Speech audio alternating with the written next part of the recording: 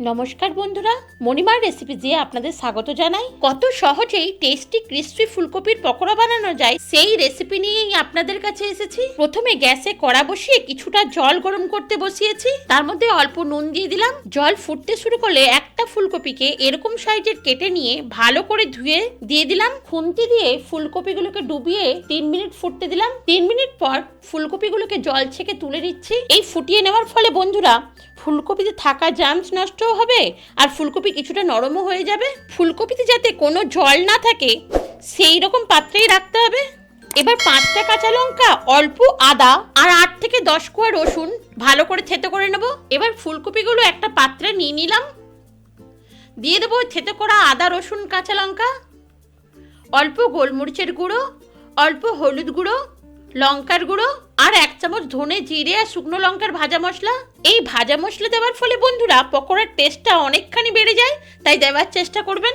অল্প জোয়ান হাতে ঘষে নিয়ে নেব অল্প গোটা জিরে, 1 চামচ রোস্টেড কাসুরি মেথি হাতে করে গুঁড়ো করে দিয়ে দেবো, অল্প হিং, 1 চামচ চাট মশলা, 3 চামচ বেসন, 2 চামচ কর্নফ্লাওয়ার, প্রয়োজন মতো বিট নুন আর কুচনো ধনেপাতা। অল্প অল্প জল দিয়ে মেখে নেব।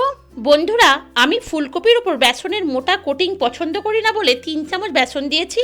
আপনারা যারা বেসনের মোটা কোটিং পছন্দ করেন তারা 2-1 চামচ বেশি বেসন দিতে পারেন। ফ্রাই প্যানের তেল ভালোভাবে গরম হয়ে যাওয়ার পর একটা একটা করে ফুলকপির পকোড়া ছেড়ে দিচ্ছি, তারপর উল্টে পাল্টে ভালো করে ভেজে নেব।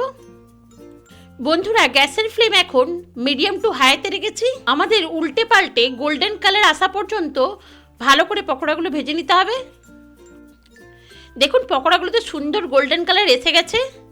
এবার তেল ছেঁকে তুলে নেব। দেখুন বন্ধুরা কত সহজে তৈরি হয়ে গেল ফুলকপির টেস্টি ক্রিস্পি পকোড়া। আবার গরম তেলে দ্বিতীয় ব্যাচের ফুলকপির পকোড়াগুলো একটা একটা করে ছেড়ে দিলাম।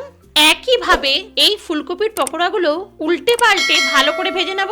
দেখুন বন্ধুরা পরের ব্যাচের ফুলকপির পকোড়াগুলো সুন্দরভাবে ভাজা হয়ে গেছে। এবার তেল ছেঁকে তুলে নিচ্ছি। আর দেখুন দেখেই বোঝা যাচ্ছে কতটা সুস্বাদু হয়েছে।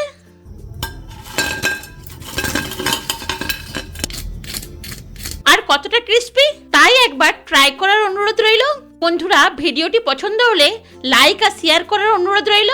আর আপনি যদি আমার চ্যানেলে নতুন বন্ধু হয়ে থাকেন তাহলে চ্যানেলটিকে সাবস্ক্রাইব করে পাশে থাকা বেল আইকনটিকে প্রেস করে অলে সেট করে দেওয়ার অনুরোধ রইল। ভালো থাকবেন, ধন্যবাদ।